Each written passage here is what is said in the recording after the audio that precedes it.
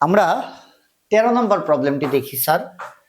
তো 13তে কি বলছে, একটা অবতল, এই যে অবতল দর্পণ, হ্যাঁ অবতল দর্পণের ফোকাস দূরত্ব 10 সেন্টিমিটার। তাহলে স্যার অবতল দর্পণের ফোকাস দূরত্ব গতে স্যার আমার অবতল দর্পণের ফোকাস দূরত্ব প্লাস এটা কত সেন্টিমিটার, 10 সেন্টিমিটার। স্যার অবতল দর্পণের ফোকাস দূরত্ব কত সেন্টিমিটার স্যার? অবতল দর্পণের ফোকাস দূরত্ব 10 সেন্টিমিটার। ওকে, তো বলছে যে আয়নাটির 15 সেন্টিমিটার সামনে একটা বস্তু রাখা আছে। তার মানে এই যে অবতল দর্পণ, এই যে মেরু থেকে 15 সেন্টিমিটার, এই যে 15 সেন্টিমিটার সামনে একটা বস্তু রাখা আছে। তাহলে মেরু থেকে লক্ষ্য বস্তুর যে দূরত্ব এটাই হচ্ছে ইউ, যেটা 15 সেন্টিমিটার দিছে। তাহলে স্যার ইউ এর মান যেটা দিছে এটা হচ্ছে 15 সেন্টিমিটার দিছে। ইউ এর মান কত দিছে? 15 সেন্টিমিটার দিছে। এই বলছে, আর কিছু বলে নাই। গতে বলছে রশ্মি চিত্রের সাহায্যে বস্তুটির প্রতিবিম্বের অবস্থান, আকার, আকৃতি এগুলো দেখাইতে বলছে। তাহলে আমরা এটা কয় নাম্বার রশ্মি চিত্র এটা একটু বোঝার চেষ্টা করি। এটা কয় নাম্বার রশ্মি চিত্র এটা একটু বোঝার চেষ্টা করি। স্যার এইটা হইতেছে আমাদের প্রধান অক্ষ। ওকে ফাইন, প্রধান অক্ষের উপরে এটা একটা বিন্দু, এটা একটা বিন্দু, এটা একটা বিন্দু, এটা ফোকাস। সরি, এইদিকে আমরা দর্পণটাকে তাহলে এটা হইতেছে মেরু, এটা ফোকাস, আর এটা হইতেছে বক্রতার কেন্দ্র সি। এই তো এইখানে স্যার ফোকাসটা 10 সেন্টিমিটার। ফোকাসটা স্যার কয় সেন্টিমিটার? ফোকাসটা 10 সেন্টিমিটার। তার মানে এতটুকু 10 সেন্টিমিটার, মানে মেরু থেকে ফোকাস বিন্দু পর্যন্ত দূরত্ব 10 সেন্টিমিটার। আর ইউ হইতেছে 15 সেন্টিমিটার, মানে মেরু থেকে 15 সেন্টিমিটার দূরে। তাহলে 10 সেন্টিমিটার বাইরে না?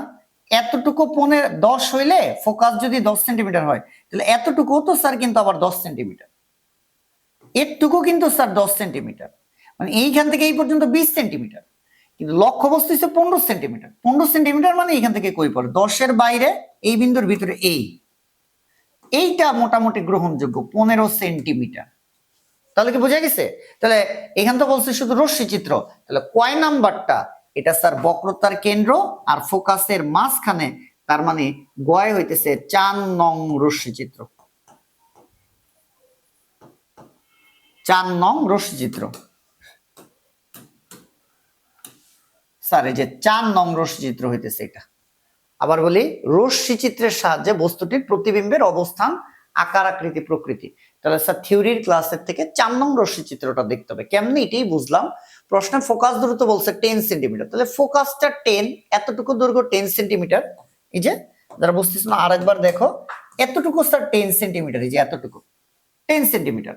আর এই ইউ হইতেছে 15 সেন্টিমিটার। তাহলে 10 সেন্টিমিটার আর বাইরে মানে কি, এই যে এইখানে না, অর্থাৎ এতটুকু 10, তাহলে 15 হইতে হইলে কি 10-এর বাইরে, ফোকাসের বাইরে আবার বক্রতার কেন্দ্রের বাইরে না, কারণ ফোকাস পর্যন্ত 10 হইলে এতটুকু 10 তো 20। তাহলে 15 কই পড়ে? সি আর এফ এর মাঝখানে। সি আর এফ এর মাঝখানে মানে কয় নাম্বার? 4 নাম্বার রশ্মি চিত্র। 4 নাম্বার রশ্মি চিত্র। আচ্ছা, এইটা আমরা 4 নাম্বার রশ্মি চিত্র যেহেতু আগে করছি আর করব না, আমি কোন অঙ্কটার মতো এটা একটু বলে দিই। 4 নাম্বারটার মতো এই যে স্যার, এই যে একটু খেয়াল করো, 4 নং এর ঘ। তোমরা যদি তারপরে না বুঝো, স্ক্যানটা করবা, 4 নম্বর সৃজনশীলটা স্ক্যান করলে ঘ। এই ঘটার সময় আমি পুরো রশ্মিচিত্র আইকা 4 নাম্বারটা আমি এখানে দেখাইছি। আবার থিওরির ক্লাসেও আছে, আবার হইতেছে এই যে 4 নাম্বার প্রশ্নটা, যেটা এই 4 নাম্বার স্ক্যান করলেও ঘতে আইসা পুরো এটা দেখতে পারবা। আর যারা সিরিয়ালি করতেছো ক্লাসগুলো, তারা তো এটা আর রিপিট করার দরকার নেই, এটা বুঝেই গেছো। 4 এর ঘ। তাহলে স্যার আমি যদি এখানে একটু বলে দেই, এই যে এটা হইতেছে 4 নং রশ্মি চিত্র, আবার 4 এর ঘ এর মতো। স্যার কিসের মতো? 4 নং এর ঘ এর অনুসারে। ওকে ফাইন, এটা গেল। আচ্ছা, তারপরে ঘ, তারপরে স্যার ঘ। তো ঘতে কি বলছে? বলছে চিত্রের সাহায্যে ব্যাখ্যা করো উক্ত আয়নাটি উত্তল হলে সর্বদাই অবাস্তব বিম্ব গঠন করবে।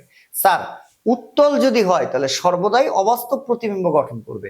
ক্লিয়ার করে শোনো, উত্তল দর্পণের রশ্মিচিত্রই একটা, উত্তল দর্পণের রশ্মিচিত্রই একটা।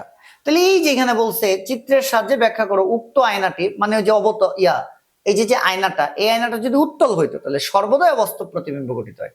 উত্তল দর্পণে সর্বদাই রশ্মিচিত্র হয় একটা, এবং সেটা সব সময় হয় হইতেছে স্যার অবাস্তব, সব সময় অবাস্তব হয়, এবং বিম্বটা সোজা হয়, এবং বিম্বটা ছোট হয়। ঠিক আছে, তাহলে থিওরির ক্লাসে যাবা, অবতল দর্পণের উত্তল দর্পণের রশ্মিচিত্রই হয় একটা।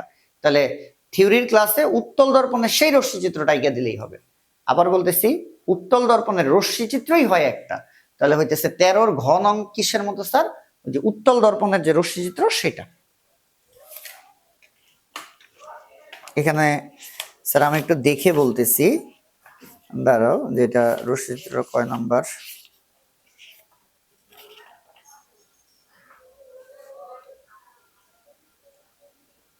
এই যে স্যার লেকচার 6 আর 7 গোলীয় দর্পণে সৃষ্ট প্রতিবিম্ব, গোলীয় দর্পণে সৃষ্ট প্রতিবিম্ব, ওই যে পার্ট 1 পার্ট 2, এটা এগুলোর ভিতরে একটা রশ্মিচিত্রই আছে। উত্তল দর্পণের রশ্মিচিত্র হয় একটা, থিওরির ক্লাস থেকে ওইটা আঁকে দিলেই হবে।